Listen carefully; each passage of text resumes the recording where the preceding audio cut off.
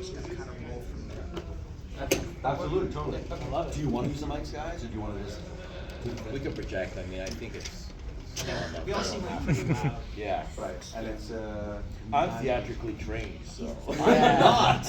I can not project. theatrically trained. Are you theatrically trained? Yes. Okay. Yes. That's, geez, I'm Scott Yaphe, better known as Wink Yahoo from a show called Uh-Oh on YTV. And funny enough, it started on YTV a little earlier on a show called It's Alive, where this is where I met this guy Yep. 30 years ago. So we've been buddies for a long time. So Yeah. YTV was a home, but most people know me from Wink Yahoo, which is why I'm wearing this stuff today. Yeah. Yeah, 30 years ago. So we met on that show. We were both 1 year old. We were. And yeah, I love this guy. Brothers for life. He was at my wedding. Yes. Oh, wow. It's Alive was a great experience, and I think it was great training for us for later because we got to play so many characters. It was almost like a sketch show, almost like it was a sketch show, almost like a Saturday Night Live for kids.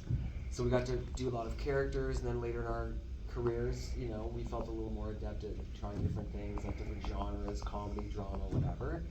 My name's Danny Smith. Hi. I'm probably most known for a show called Big Wolf on Campus. I played Merton Dingle, and that was the most incredible experience of my life. It was so fun. I think when you watch the show, you can see that we're all having a lot of fun. There's a lot of chemistry between us. Yeah, we can talk about other things after too as well. Hi, my name is Giancarlo Caltabiano. I just met Scott and Danny today, actually. Yeah. Actually, 5 minutes ago. So Yeah, there right. you go. You may know me from Radioactive. I played George. That was my most iconic character, I guess, in YTV. All right. That's it. Yeah. Looking forward to YTV what alone. you get. Oh, Yeah. YTV Yeah. alone, right? All year. Yeah.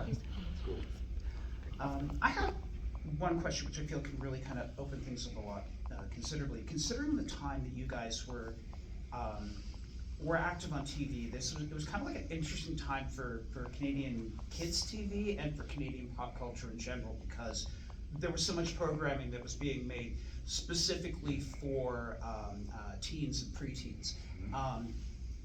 While you were in that zone, in that era, did you know the kind of impact that your shows were having with young audiences? I'll start. Certainly, Yeah. I had no idea. But when we started It's Alive, I mean, we had actual paper TV guides still at that time, Yeah. right? And when it started coming out on TV guides, when It's Alive was coming out, that was kind of like a knock you out of your socks to see the cast photo on that. Yeah. We didn't really have the internet wasn't around when we started, so we didn't know the actual impact of what was happening outside in the country. With Uh-Oh, we got a better sense. It was a few years later, even though the internet again hadn't really been out there too long, of what the reach was. We heard it was being watched a lot, and there was more recognition walking around in Toronto. Walking around, there was more recognition from that show than anything else, certainly. So I could only imagine if it was released today, what the reach would be with whatever digital hits they get. But I had no idea it would have an impact until actually nowadays, when it's the ages of 27 to 40-year-olds who are coming and saying, "I watched you make so much." I get it now. Yeah. With the impact as opposed to back then. Right. Yeah. Yeah. I agree. Yeah, the TV guides were wild. Like my mom saved everything, so I still have. I think it's called Star Week was the TV Yeah. guide. Right. Oh my God. And like, I don't know what page it would be on now, but just like anything, like, oh, It's Alive, whatever time. And I'm so glad I saved everything too. Like even from Big Wolf and different shows, I've saved so many items, and they're obviously precious to me. And we didn't know, and like you said about It's Alive, and definitely Big Wolf, we didn't know that anybody would ever even see this show, because we were just like in like a warehouse in Montreal. This would be like the sunniest day that's not true, but Were you guys filming in the summer or winter? You remember? I feel like it was more like winter It was kind winter. of, Yeah. Oh, man, Um, winter in Montreal. Yeah. yeah. Oh, like this. You're right. Yeah. But we didn't know, like, we just did a show for us. It felt like we were a tight family right away. and we just kind of were having fun doing whatever we wanted and improvising a lot and coming up with ideas and inserting our own ideas into the show and we just kind of felt like it was a fun thing just for us. And then once it started airing, you know, people were recognizing us and stuff, and we were surprised by that. But like you say about the internet, like if we had Instagram now, we'd be posting on-set pictures every day and things like that. But yeah, like I'm just so happy you guys are here, and I'm so happy to be a part of this and to talk to people who liked some of the work we did. It's really cool. Yeah. And totally, I didn't know either that we had such a massive impact.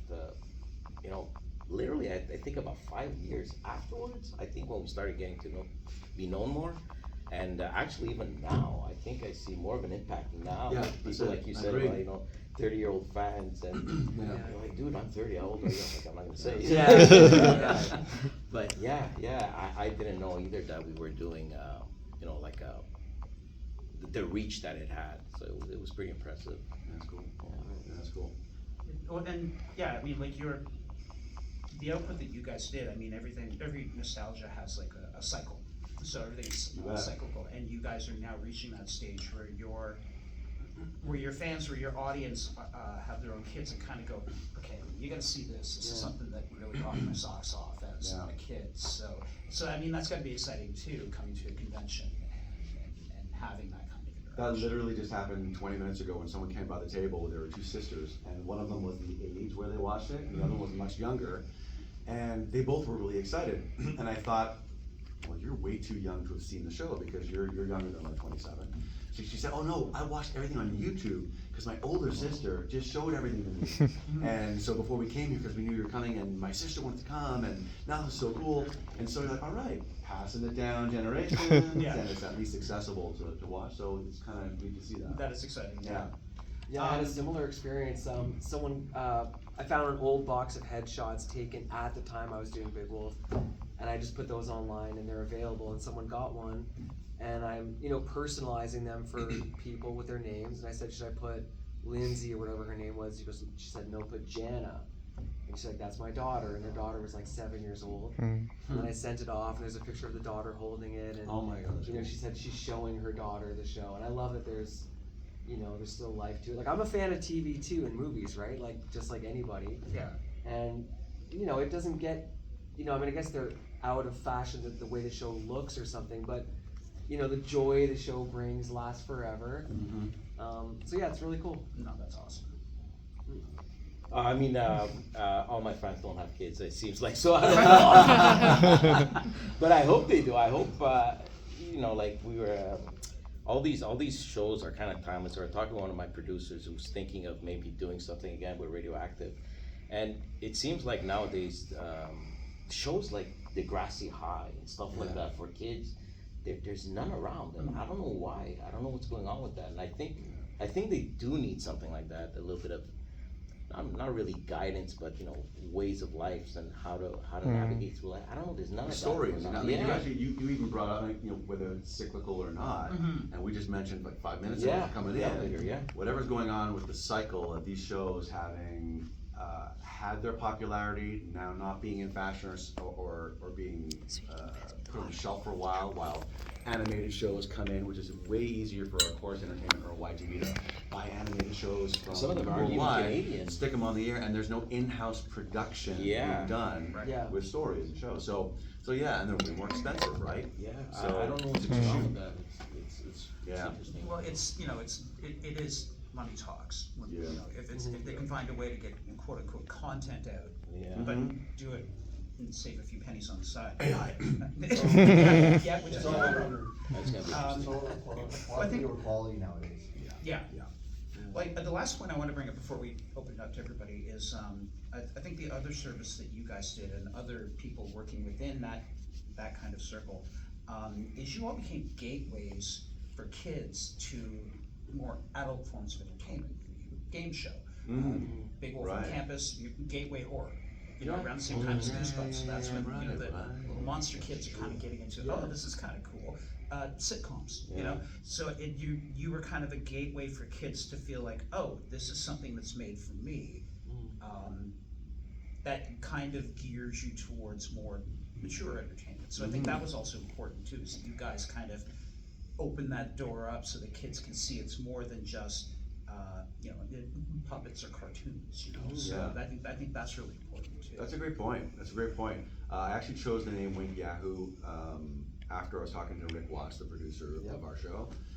It's Alive and LO. He said, well, you can pick a name for the character of the host. Actually, one thing not known about Wink Yahoo's the characters on It's Alive is when was first established as a miniature sketch as a game show on It's Alive, and I wasn't even.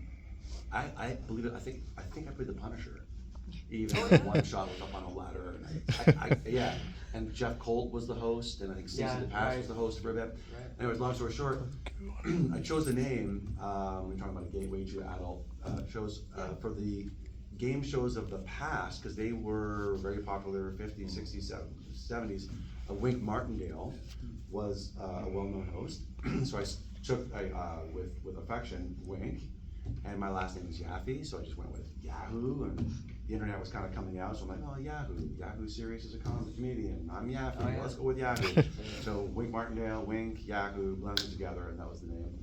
From the days gone by of game shows, reintroducing kids, or actually introducing kids to the game show genre, and then to see if they continue with that later. Because you're also introducing them to the aesthetic of the game show. Oh, not totally. Not just like the concept of it, but like, how does it look? How does it sound? Totally. Yeah. Totally. Yeah. We can open things up to the audience if you have any questions. Yeah. Scott, when was the last time you wore the Wink Yahoo hairdo? That's a great question, because I still own about 5 of these jackets. Yep. These are easy to put on. This is not. When I had a hairstylist who did my hair, because there's no way in heck I'd be able to do it. So it would have been 2002, the day before my wedding, because I left from show taping and drove straight to Peterborough to get married. The next day, my wife picked me up from the studio. We went out of town. It was a long weekend before Thanksgiving weekend. So it was October 10th, 2002 to be exact. Wow. So 30. Exactly. Yeah. Right. My anniversary 11. I better know my anniversary. So October 10th. So you should do it for your anniversary. Yeah. I don't know how to do it. I'm a professional hairstylist. And the way my hair is right now, most of it's there. I'm losing it a little bit here. And so if they did the hair again straight up, it wouldn't look exactly the same. So, but yeah, we could play with it for sure. I think the three of us had kind of iconic hairstyles, right? Yeah. The spiky hair. It's the hair panel. It's funny, that's a good question. There's photos. Yeah. Oh, behind, back. right. Your People hair. aren't familiar with that show I was talking about, Big Wolf. Like I had black spiky hair, and I think you had I had the blonde spiky spiky hair. hair, but Yeah, different style, right. yeah. We're like yin and yang. Did you ever get people coming up to you and expect you to have that hair? Yeah, for sure. Right? For sure. Hair on 3. 1, 2, Yeah. 3. And everybody says dye it black again, and maybe, but I'm too old to pull it off. But, It's funny, yeah. Not too old in there. No. Anyway, Question. Out of all the years working on set, was there ever like a prop or an item that you wanted to take or did from set? I got one, but do you have anything? I have a couple. Yeah. One was my character had we were in high school, and I had a backpack that was a coffin, like a leather coffin backpack with like kind of like steel chains. And when the show wrapped, I asked, "Can I please keep this?" And they said no. Aw. Really? Yeah, I got Really? other items, but That was not that one. that was a big Where'd one. that go then? It probably just wound up in a dumpster and more Such a valve. shame. Yeah, it doesn't make any sense. And my character drove a hearse, which I thought was Yeah. really cool. But they wouldn't give me the car, I guess. I was affectionate with a little hamster. They brought in a live hamster for the shooting, and he was super nice until he bit me. So I guess he literally since that day forward they didn't put any more live animals on the show. Oh, wow. Yeah, but I was affectionate to him, but that didn't happen. So. I got to take a piece home when the set was going to be broken down. I I know some of the other players, not players, some of the other actors on the show took some of the stools, the red, green, or blue stools home. Excuse me, burp. Fresca. Just not Fresca. So behind me, when I was standing up with the cards, was this big, it's all wood, stretched out arms like this, and a strobe light was coming out of the tooth. So I'm like, I want that guy. I want the guy who had the hair kind of bouffant that was behind me.